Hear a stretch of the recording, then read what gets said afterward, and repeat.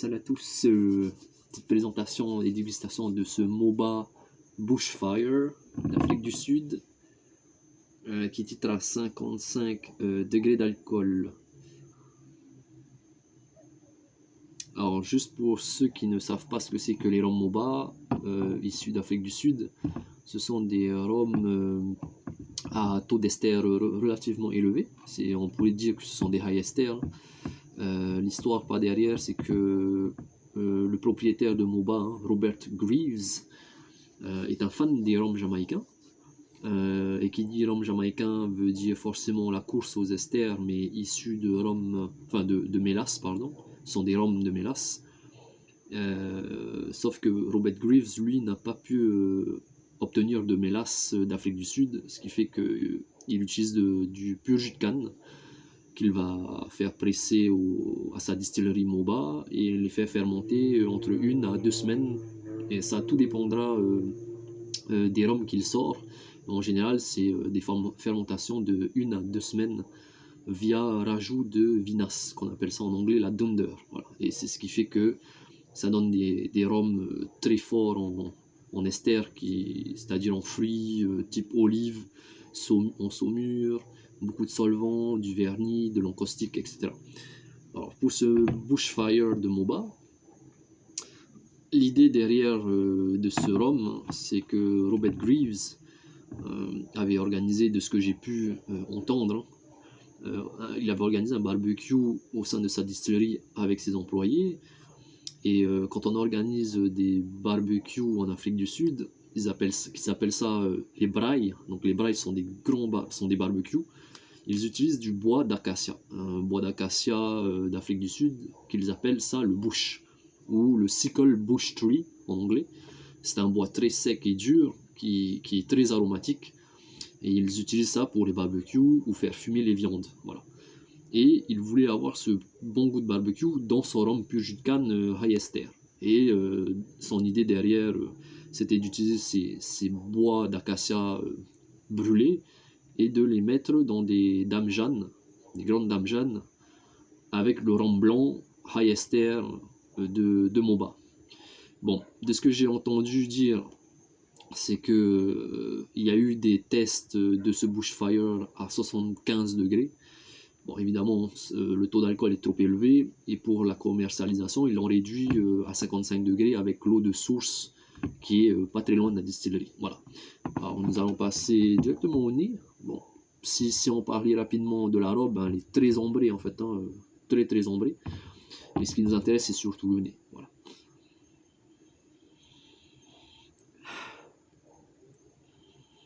À titre d'info, ça fait déjà 5 minutes qu'il est en train de s'aérer, donc ça permet déjà de dissiper un peu le côté très alcooleux et jeune de ce Moba Bushfire. Alors nous avons déjà la canne. Alors, la canne elle est présente quand même.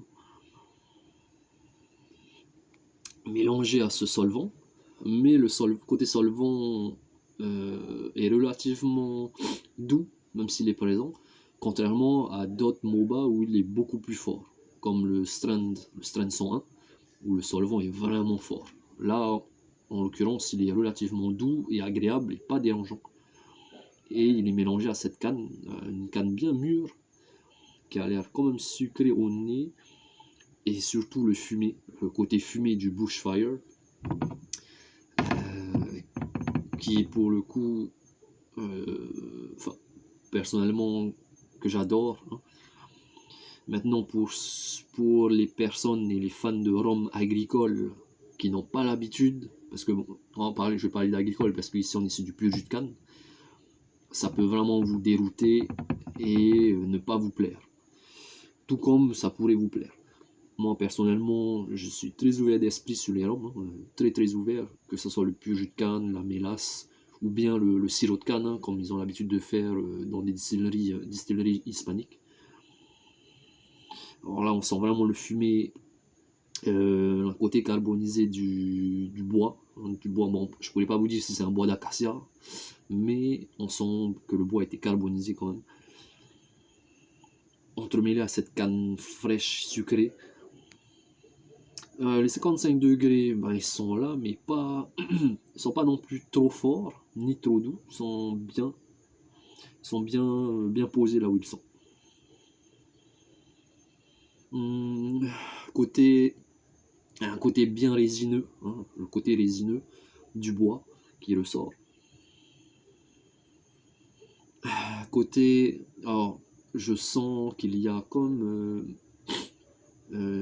comment dire, un bois brûlé, des cendres, voilà. C'est comme si vous preniez des cendres d'un bois qui a brûlé et que vous humidifiez. Voilà, vous avez un feu, un feu, et vous l'éteignez, et vous avez cette odeur de cendres humides qui sont éteintes qui ressort. Ouais.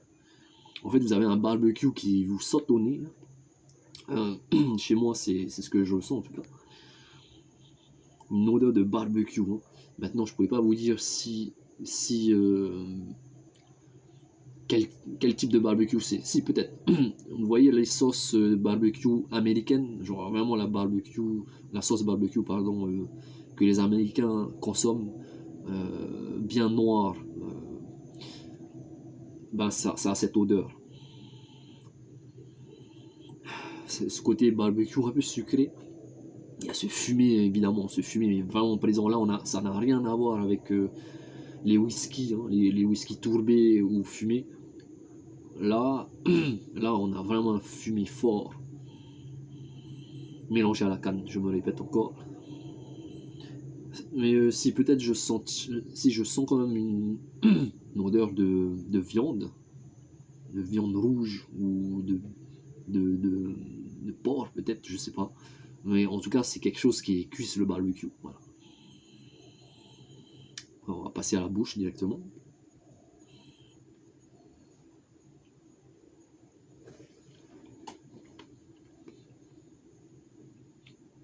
Mmh. Mmh.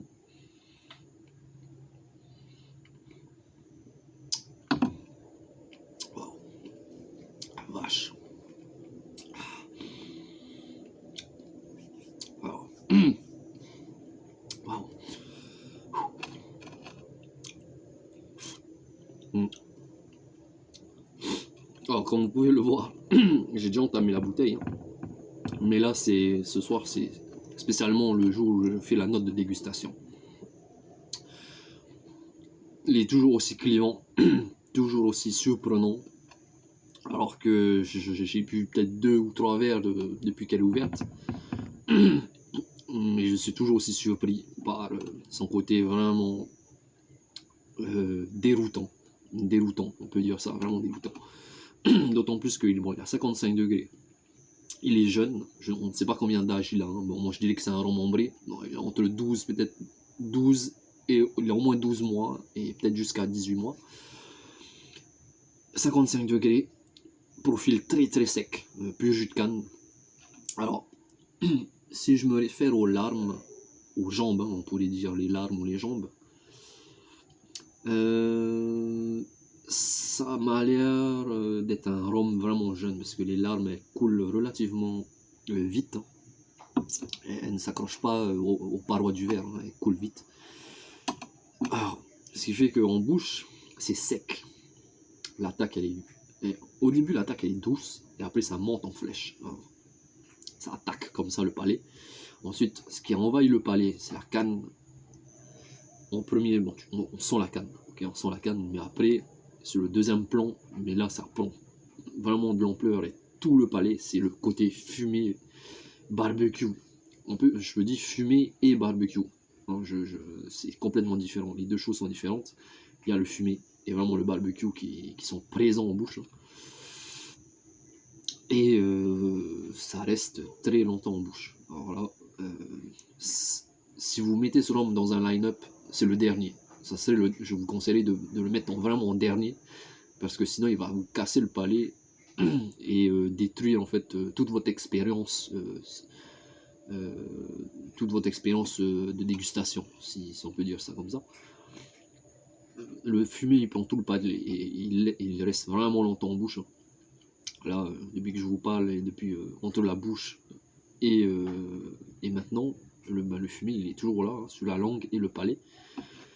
Il y a ce côté ensuite vraiment cendre, ou limite de poussière de bois brûlé qui reste sur la langue. Il n'y a pas un côté poivré par contre, il n'y a pas de poivre, mais ça pique. Il y a un côté piquant, peut-être pas poivre, mais plus piment, je dirais. Piment avec ce jus de canne sucré qui revient, qui remonte en fait sur la finale. Et ça, c'est très agréable du coup. Et en fait, vraiment le côté viande cramée qui reste sur la fin. Disons en fait que nous avons le boisé, en fait, qui est pas vraiment plaisant. Pas un boisé, mais vraiment un bois brûlé plutôt, brûlé et fumé, qui se transforme petit à petit en viande rouge cramée, vraiment carbonisée quoi.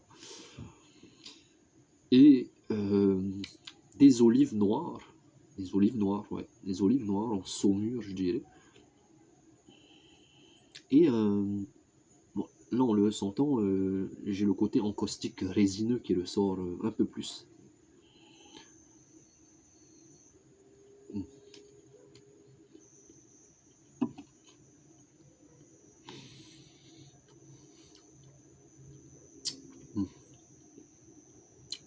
Ah. Là, cette deuxième bouche est beaucoup plus facile à appréhender. La première, elle te met une claque comme ça, là. Ah. Là, cette deuxième bouche, je sens plus un bacon fumé. Ouais, un bacon fumé sur lequel on a versé un rhum pur jus de canne ou je sais pas, du sucre, peut-être du sucre roux, et qu'on a laissé fumer, et le bacon on l'a laissé fumer avec tout ça, et le sucre a commencé à se caraméliser.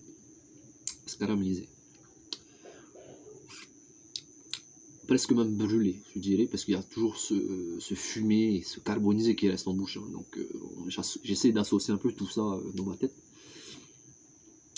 Mais la canne est bien sucrée, pour le coup, c'est vraiment top. Et ce côté toujours olive qui est présent, et résineux. Alors il y a toujours cette note végétale, hein, résine, voilà, résine encaustique. Sur une note de 10, personnellement, moi je lui mettrais, alors, pour la découverte, en tant que fan déjà de MOBA en plus, je lui mettrais un 9. Ou non, peut-être pas un 9, plutôt un 8. Un 8. Parce que c'est pas un rhum, il est très bien fait, ça c'est super, mais ce n'est pas un rhum à boire comme ça tous les jours, hein. Moi je le mettais plus en rhum de dégustation pour changer et casser un peu cette habitude de boire des rhums de mélasse ou des rhums pur jus de canne de Martinique, etc.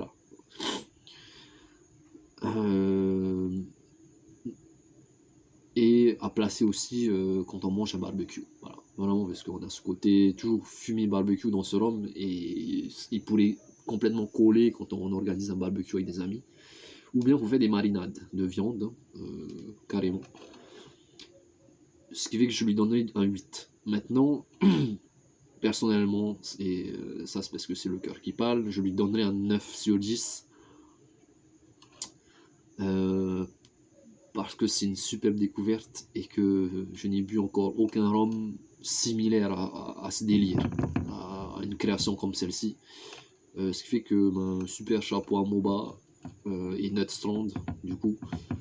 Super produit, et en plus pas trop cher,